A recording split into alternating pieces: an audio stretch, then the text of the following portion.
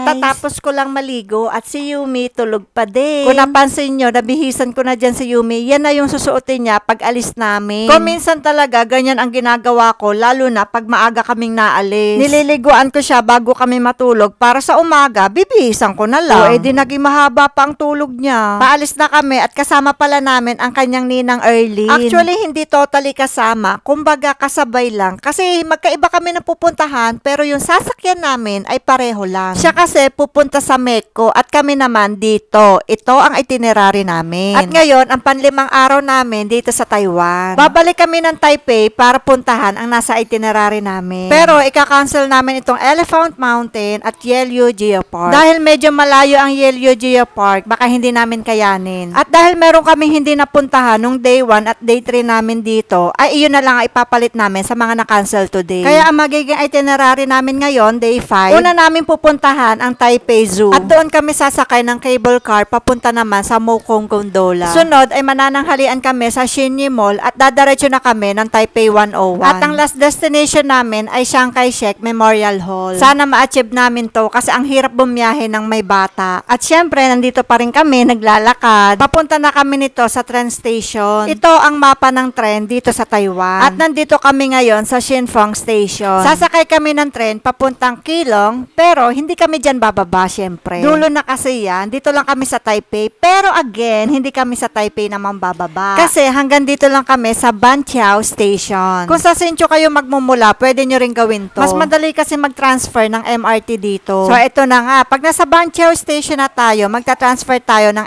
MRT. Pumunta kayo sa Banan Line or Blue Lane at doon tayo sasakay ng tren. Mula Banqiao Station ay sasakay tayo ng tren papuntang Nanggang Exhibition Center. Pero hindi tayo dyan bababa dahil dito tayo bababa sa Changsha Fuxing Station. O, parang familiar ano? Yes, kasi ganito rin ang sinakyan namin nung nagpunta kami ng Shifen. From Changsha Fuxing, magta-transfer tayo ng tren papunta na sa Taipei Zoo. At kung sa Taipei Main Station naman kayo manggagaling, pumunta kayo sa Banan Line or Blue Lane at doon kayo sasakay ng tren papuntang Nanggang Exhibition Center. At ganun din, bababa kayo sa Changsha Fuxing para mag-transfer ng tren. Pumunta kayo sa Brown Line at doon kayo sasakay ng tren papuntang Taipei Zoo. Madali lang naman kaya kayang-kaya nyo yan. Especially sa mga first-timer. Kami naman, nandito na kami sa tren papuntang Taipei Zoo. Hindi na namin kasama si Erlyn kasi naghiwalay na kami doon sa Changsha Fuxing Station. Tuwang-tuwa nga sa Yumi, dala-dala pa rin niya yung kanyang kutsi-kutsihang laruan. Nakuha namin yan nung naglaro kami sa Tamsway. Parang consolation, ganun. Tuwang-tuwa na siya sa ganyan. Diba? Bakit kutsi-kutsihan, baby? At nung natapos siya maglaro ng kutsi-kutsihan, ayan sa camera naman nakipaglaro ng peekaboo. Ay, tuwang-tuwa ang bata sa pinaggagawa niya. Peekaboo! Charot! Nakababa na kami ng tren at dito kami mag-e-exit sa 1. Nagsipag-CR nga muna kami kasi medyo mahaba din yung naging biyahe namin from Hsinchu to dito sa Taipei Zoo. At si Yumi, hindi mo talaga mapagkakailang tuwang-tuwa pag nakakagala. Napatigil pa nga si Yumi dito kasi nakakita siya ng maraming sombrero. Sa bahay, ayan pa naman yung lagi niyang nilalaro, yung mga sombrero niya. Naku, Mi, hindi tayo pwede bumili ha, madami ka na yan. Naglakad na lang ulit kami. At nandito na kami sa Taipei Zoo. At si Yumi, matik yan. Pag binitawan mo, takbo dito, takbo dyan. Ibig sabihin, na-enjoy niya yung lawak ng takbuhan niya. Hindi na pala kami pumasok sa loob ng Taipei Zoo. Nagpicture lang kami sa labas. Mauubos kasi ang oras namin sa loob. May mapupuntahan rin naman kaming zoo sa susunod na araw. Pinakain lang muna namin si Yumi ng tinapay at umalis na rin kami. Sunod namin pinuntahan yung cable car. Malapit lang to sa Taipei Zoo. Siguro maglalakad lang kayo ng 5 minutes. Tanaw naman to pag nasa Taipei Zoo kayo. May dalawang klaseng cable car kayong pwedeng sakyan dito. Isang regular cabin at isang crystal cabin. Magkaiba sila ng pila. Dahil gusto namin sa crystal cabin, dito kami pipila sa right side. Pagdating sa pamasahe or bayad, pareho lang yan. Same lang. 120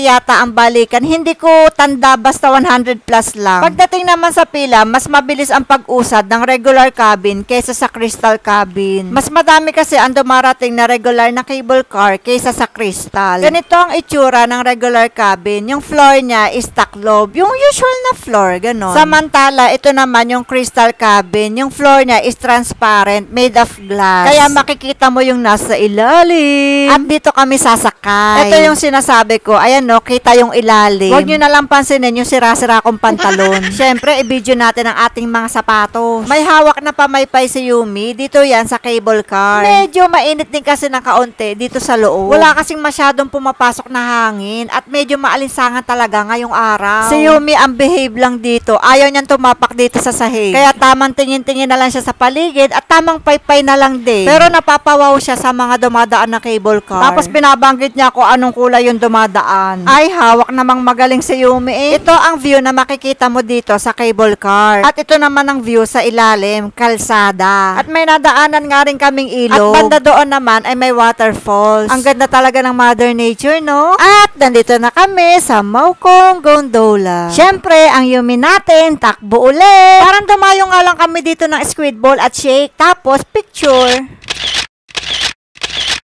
Ang totoo niyan, si Yumi lang yata ang may picture sa amin dito. Hindi na kasi kami masyadong umikot. Hinayaan lang namin si Yumi na magtatakbo, tapos konting kain, at umalis na rin kami. Sumakay ulit kami ng cable car pabalik ng Taipei Zoo kasi doon kami sasakay ng tren para pumunta sa mga iba pa namin pupuntahan. Siyempre, may mga pupuntahan pa kami. Baka kapusin na naman kami sa oras. May option naman kayo kung gusto nyo mag-cable car o mag-taxi pabalik sa Taipei Zoo Station. Kung one way lang yung nabili yung ticket kanina, pwede kayo mag-taxi. Pero kung balikan, mag-cable car kayo kasi sayang. Syempre kami, gusto namin cable car ulit. Nakasakay na kami ng tren para puntahan ang next destination namin sa Xinyi Mall at Taipei 101. Dito kami pumesto sa bandang unahan. Hindi ko nga alam kung wala ba talagang driver tong tren na to o meron. Sabi kasi nila wala daw. Pero ang galing no, kitang-kita tuloy namin yung dinadaanan naming release. At si Yumi parang nagbuka na siyang driver dito. Tahimik na tahimik ang bata. O baby, di ba gusto mo mag-drive ng mga sasakyan? O eto, unahin mo na tong tren.